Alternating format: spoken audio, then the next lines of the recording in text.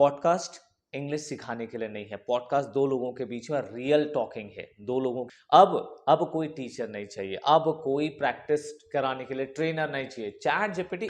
दोस्तों, अगर आपको अपनी इंग्लिश को इंप्रूव करनी है ना, तो 10 मिनट निकाल लो, इस वीडियो को पूरा देख लो और मैं गारंटी देता हूं कि इस वीडियो को देखने के बाद आप कि इंग्लिश लर्निंग में एक अलग लेवल आ जाएगा। आप आज से इंग्लिश को एक अलग नजरिए से देखोगे, एक अलग तरीके से आप इंग्लिश को सीखने की कोशिश करोगे। तो चलिए आज के इस वीडियो को शुरू करते हैं और सीखते हैं वो आसान तरीका, वो इजी स्टेप्स जिससे आप अपने इंग्लिश को इंप्रूव कर पाएंगे।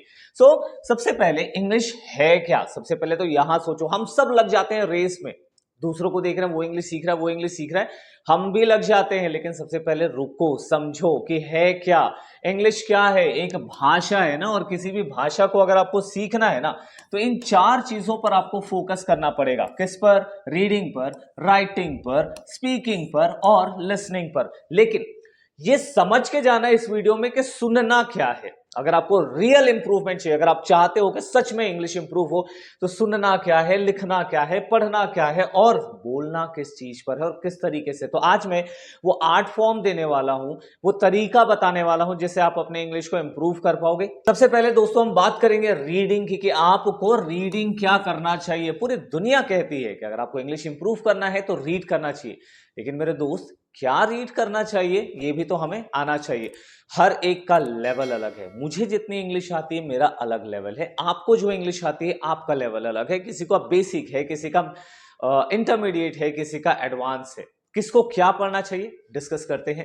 अगर आप एडवांस लेवल या इंटरमीडिएट लेवल पर हैं तो आप नॉवेल्स पढ़िए। नॉवेल्स क्या होते हैं? ये लॉन्ग स्टोरी होती है, बड़े बड़े जो कहानियां एक छोटे बच्चों की बुक्स में होती है कहानियां, बड़ी कहानी जिसको हिंदी में उपन्यास कहते हैं, वो होते हैं नॉवेल्स।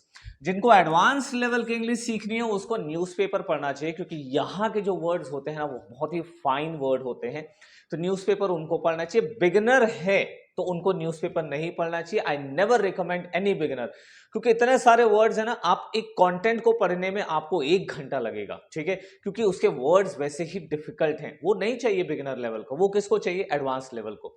एंड मैगजीन्स, मैगजीन्स कर सकते हैं, ठीक है। तो ये जो नॉवेल है, ये जो मैगजीन है, ये है आपके इंटरमीडिएट लेवल वाले दोस्तों के लिए, ये है एडवांस। तो सर बेसिक के लिए क्या नहीं रीड करना चाहिए? करना चाहिए। क्या रीड करेंगे आप? स्टोरी रीड करिए। किसके? बच्चों की स्टोरी, ठीक है। आप क्लास 4, क्लास 5, क्लास 6 की जो स्टोरीज होती हैं, बहुत बेहतरीन स्टोरीज, सीबीएसई स्कूल के जो बच्चे हैं उनसे आप उनकी स्टोरी बुक्स लीजिए, क्योंकि उनका स्कूल अभी हो चुका है ओवर, तो वहां से लीजिए और उनकी स्टोरीज को पढ़ के देखिए। सबसे पहले क्लास 3 से शुरू करिए। क्लास 3 की अगर स्टोरी आपको अच्छे से समझ में आ जाती है, फिर आप 4 में जाइए, 5 में जाइए, 6 में, धीरे धीरे धीरे अपना लेवल अप करिए, वहां से शुरुआत करिए।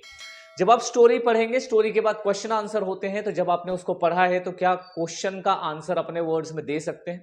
दीजिए। जो इंटरमीडिएट लेवल में है, तो उन्होंने अगर नॉवेल पढ़ा है या मैगजीन पढ़ा है, तो नॉवेल में एक कहानी ही, लॉन्ग कहानी, आप उसका समरी बनाने की कोशिश करिए। ट्राई तो करिए कि आपने जो पढ़ा है वो आपको समझ में आया है कि नहीं, ठीक है। मैगजीन में किसी टॉपिक को पढ़ लिए तो उसको आप बहुत सिंपल वे में बताने की कोशिश करिए। जो न्यूज़पेपर है उनको भी वही काम करना चाहिए। उन जो डिफिकल्ट वर्ड्स वहां पे जो पढ़े हैं, उन वर्ड्स को यूज करके सेंटेंसेस बनाने की प्रैक्टिस करनी चाहिए। तो मैंने तीनों लेवल के लिए बता दिया। बिगिनर लेवल के लिए आपको क्या करना है? आपको बच्चों की कहानी पढ़नी है। एडवांस लेवल के लिए न्यूज़पेपर है, नॉवेल है और मैगजीन है। इंटरमीडिएट को नॉवेल और मैगजीन पर ही फोकस करना चाहिए। तो ये रीडिंग है। अब रीडिंग करने का सही तरीका क्या है? तो एक मेरे टीचर ने कहा था, read aloud to feel proud, ठीक है।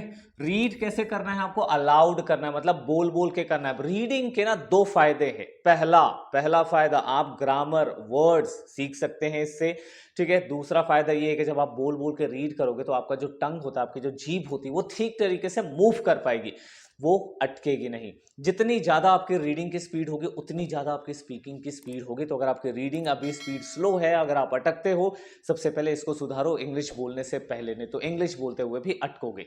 सो moving to the next is writing. अब राइटिंग का मतलब छापना नहीं है, वहां पे कॉपी कर लेना, ये बिल्कुल नहीं है, ठीक है। राइटिंग, क्या राइटिंग करनी है आपको ध्यान में रखना है। पहला है जर्नलिंग। जर्नलिंग का मतलब होता है डेली जर्नल। आपने दिन भर में सुबह से लेकर के रात तक जो जो काम किया है उसको लिखो, ठीक है। आप शुरुआत में अपना डेली रूटीन लिख सकते हैं, उसके बाद कोई स्पेशल इवेंट, अगर आप ऑफिस गए थे, अगर आप स्कूल गए थे, कॉलेज गए थे, आप कोचिंग गए थे, या आप अपने किसी फ्रेंड से मिलने गए थे, आप कहीं गार्डन गए थे, जहां भी गए थे उसको लिखो। ठीक है, जो हमारी डायरी एंट्री होती है ना, वैसा ही डेली डायरी होती है या डेली जर्नलिंग कहते हैं। तो आपने जो भी, आपका दिन कैसा था, आप में कौन कौन से विचार आए आज, ठीक है, आपकी फीलिंग कैसी थी, वो सब लिखना शुरू करो और उसका एक प्रॉपर डे वाइज रिकॉर्ड बनाओ। ठीक है। Now next is essay and reports. ठीक है, कोई भी टॉपिक देख ले, जैसे पेन है, चलो पेन पे 20 सेंटेंसेस लिख के दिखाओ। तो सोचो, पेन को सामने रखो, फिर देखो कि उसका मटेरियल क्या है, उसका ब्रांड क्या है, ठीक है, वो कितने प्राइस का है, आपने उसको कहां से खरीदा है, आपने उसको कहां कहां यूज किया है, नॉर्मली पेन कहां पे यूज होता है, ये सारी चीजों से सेंटेंसेस बनाइए और उसके ऊपर एक अच्छा खासा एसे लिखिए। क्योंकि अगर आपको रोज लिखना है ना, ठीक है, डेली कम से कम 15 मिनट्स की रीडिंग, 10 मिनट्स की राइटिंग आपको डेली करनी है।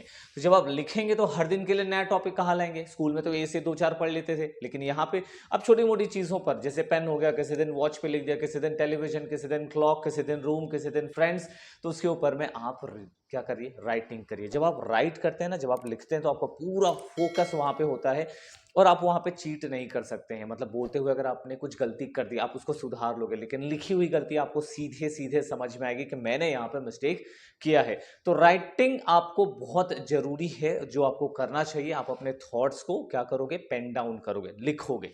So the next one is writing. ठीक है, अब नेक्स्ट वन, हाँ, इस पे भी एक बोनस ये चीज है कि आप ना ग्रामरली जो वेबसाइट है वहां पे जाइए। जब आप लिखेंगे तो आपके सेंटेंसेस में जो जो मिस्टेक रहेगा वो ठीक करके देगा। दूसरा, आप क्या कर सकते हैं, आप चैट जीपीटी की भी मदद ले सकते हैं। ठीक है, आपने सीखा है चैट जीपीटी को इंग्लिश सीखने के लिए कैसे इस्तेमाल करते हैं?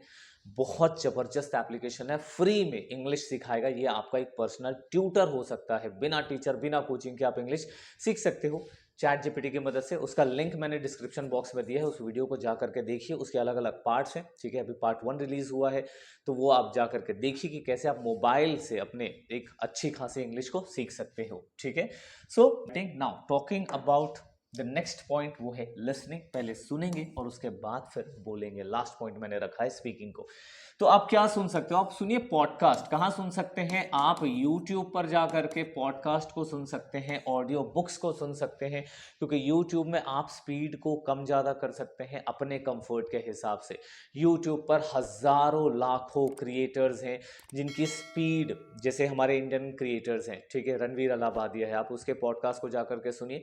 वो इंग्लिश में पॉडकास्ट करता है, हिंदी में पॉडकास्ट करता है और बहुत सिंपल इंग्लिश यूज़ करता है, बहुत डिफिकल्ट वर्ड्स नहीं है, तो आप बहुत आसानी से उनको समझ सकते हैं। तो इंडियन यूट्यूबर्स को सबसे पहले सुनिए, क्योंकि उनका जो लैंग्वेज है, उनका बताने का तरीका, उनका एक्सप्रेशन, वो हमसे मैच करता है, तो हम जल्दी सीख सकते हैं। ठीक है, पॉडकास्ट क्यों सुनना चाहिए? क्योंकि पॉडकास्ट से आप कॉन्वर्सेशन सीख सकते हैं। पॉडकास्ट आपको इंग्लिश सिखाने के लिए नहीं बनाया गया। जैसे मैं इसमें बता रहा हूं तो मैं क्या कर रहा हूं, सिर्फ मैं बोले जा रहा हूं। पॉडकास्ट इंग्लिश सिखाने के लिए नहीं है। पॉडकास्ट दो लोगों के बीच में रियल टॉकिंग है, दो लोगों के बीच में बातचीत हो रही है। सो वो आपको हेल्प करेगी कि किस तरीके से सवाल पूछे जाते हैं, कैसे जवाब दिए जाते हैं, उनके एक्सप्रेशंस। और इस पे एक और बोनस क्या है कि आपको उसका एक कैप्शन भी नीचे मिलेगा। कैप्शन मतलब जो लिखा हुआ टाइटल है, सब टाइटल्स भी आपको मिलता रहेगा। सो आप देख भी सकते हैं, सुन भी सकते हैं, पढ़ भी सकते हैं, वहीं से तीनों एक साथ काम। ठीक है, सो नेक्स्ट है मूवीज एंड टीवी शोज। सबसे पहले रिकमेंड करूंगा कि पॉडकास्ट या ऑडियो बुक आप सुनना शुरू करो लिसनिंग के लिए। दूसरा, मूवीज और टीवी शोज देखने से क्या है कि हमारा ध्यान मूवी की कहानियों में चला जाता है, तो इंग्लिश साइड हो जाती है और हम कहानी में एंगेज हो जाते हैं। ठीक है, दूसरी बात यह है कि जो मूवीज बनती हैं, जो टीवी शोज बनते हैं, जो इंग्लिश वाले हैं, वो एक्सेंट से भरे होते हैं, तो वो अपने हिसाब से, अपने डायलॉग्स के हिसाब से बात करते हैं। ठीक है, तो वो एक एक डायलॉग बहुत ही फाइन होता है। लेकिन पॉडकास्ट होने से फायदा क्या है कि वो नॉर्मल कॉन्वर्सेशन है, बहुत स्लो स्पीड से चलता है। तो जिनको मूवीज पसंद है, अगर वो अपना ध्यान रख सकते हैं कि मूवी में खोएंगे नहीं, तो उनके लिए मूवीज है और टीवी शोज है। तो मैंने दोनों ऑप्शंस डाल दिए हैं। ठीक है, आपको जिसमें इंटरेस्ट है। बहुत लोगों का पॉडकास्ट में इंटरेस्ट नहीं आता। चलिए, now the next point is speaking. अब बोलें कैसे सर? इंग्लिश क्यों सीख रहे हैं हम लोग? इंग्लिश सीख रहे हैं ताकि हम इंग्लिश में बात कर सकें, इंग्लिश में कोई अगर हमसे कुछ कहता है तो हम समझें। मैं अपनी बातों को, अपनी फीलिंग्स को दूसरों को समझा पाऊं, और इसीलिए हम सब आपस में इंग्लिश सीख रहे हैं, है ना? इसीलिए सीख रहे हैं। तो बोलना बहुत जरूरी है। कब बोलना शुरू करना चाहिए सर? थोड़ा ग्रामर सीख लें उसके बाद बोलें क्या? 2 महीने 3 महीने की प्रैक्टिस के बाद बोलें? नहीं। अगर आपने आज एक लाइन सीखा है डे 1 पर, तो डे 1 पर बोलो, डे 1 से बोलना शुरू करो। तो सर हमको ना थोड़ा सा शाइनेस फील होता है, हमको थोड़ा हेजिटेशन फील होता है, हम ना दूसरों के सामने बोल नहीं पाते, गलत हो गया तो मेरे साथ बोलने के लिए कोई नहीं है। अगर ऐसी बात है ना दोस्त, तो उस प्रॉब्लम का सॉल्यूशन मैं दे रहा हूं। उसके लिए आप अपने फोन में चैट जीपीटी डाउनलोड करो, फ्री है कंप्लीट। ये आपसे बात करेगा, ठीक है? आप जो सेंटेंसेस बोलोगे उसको सुधार के देगा। कैसे ये सब होता है उसके लिए मैंने एक अलग डेडिकेटेड वीडियो बनाया है, जिसका लिंक आपको डिस्क्रिप्शन बॉक्स में मिल जाएगा। उस लिंक पे क्लिक करिए, यूट्यूब का एक दूसरा वीडियो आएगा जिसमें मैंने स्टेप बाय स्टेप सिखाया है कि किस तरीके से आप चैट जीपीटी को इस्तेमाल करके मास्टर बन सकते हो इंग्लिश में।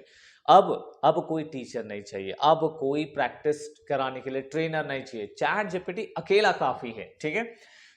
अब मुद्दे की बात यह है कि आप बात कर सकते हो चैट जीपीटी से, तो वो वाला वीडियो देख के सीख लेना, क्योंकि वो फ्री में हर चीज अवेलेबल है बिना किसी मेहनत के, किसी भी टाइम पे। दूसरा, अब वो हो जाए उसके बाद आप आ जाओ कहां पर? लैंग्वेज एक्सचेंज पे। तो पार्टनर विथ नेटिव, अब ये थोड़ा प्रॉब्लम वाली चीज है, लेकिन फिर भी इसका जुगाड़ है। बहुत सारे ऐसे मोबाइल एप्लीकेशन है जहां पर आप इंग्लिश में बात करने वालों के साथ कनेक्ट हो सकते हो। ऐसी कम्युनिटी है जहां पर सब लोग इंग्लिश में बात करते हैं, वो आप ज्वाइन करिए। कुछ फ्री होते हैं, कुछ पेड होते हैं, ठीक है? और वहां पे जब आप जाते हो तो उनसे डायरेक्ट बात कर सकते हो। एक इंसान से बात करना एक अलग लेवल का एक्सपीरियंस होता है। Next, public speaking. Public speaking जैसे ही आपको मौका मिलता है, अगर आप स्कूल में हैं, कॉलेज में हैं, ऑफिस में हैं, या अगर आपको 4 लोग मिल सकते हैं, तो आप उनके सामने बोलने की कोशिश करिए, पब्लिक स्पीकिंग करिए लोगों के सामने, क्योंकि आपका कॉन्फिडेंस बूस्ट होता है इससे, ठीक है? आप क्या कर सकते हैं? प्रेजेंटेशंस दे सकते हैं लोगों के सामने, ठीक है?